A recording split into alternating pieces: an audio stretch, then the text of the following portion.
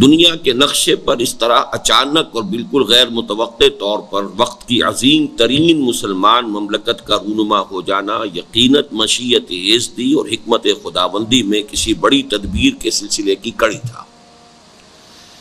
یہ نوٹ کر لیجئے کہ پاکستان کے قیام سے چند مہینے قبل بھی کسی کو کوئی امکان نظر نہیں آتا تھا کہ پاکستان قائم ہو جائے۔ میں نے اپنی کتاب جو پھر بعد میں لکھی ہے اس تحریر کے یوں سمجھیے کہ 20 برس کے بعد استحکام پاکستان اس میں ثابت کیا ہے کہ قیام پاکستان خالصتاً ایک معجزہ ہے، کوئی آثار نہیں تھے۔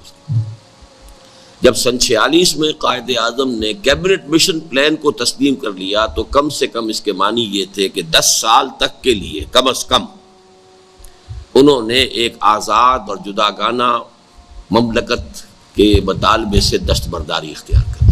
یہ 46 میں ہوا ہے۔ اس حوالے سے یہ بالکل معجزہ ہے، اور معجزے کا اصل سبب کیا ہے وہ میں پچھلی مرتبہ بیان کر چکا ہوں۔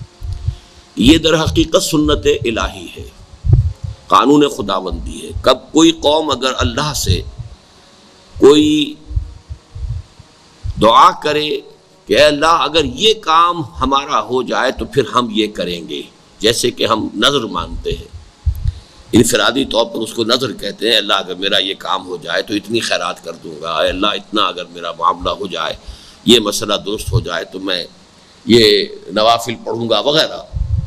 تو در حقیقت یہ اجتماعی سطح پر پوری قوم کا ایک معاملہ تھا اللہ کے ساتھ کہ ہمیں انگریز اور ہندو کی مشترکہ غلامی سے نجات دے تو ہم تیرے دین کو قائم کریں گے، تیرے نبی کا جو نظام ہے اس کو نافذ کریں گے۔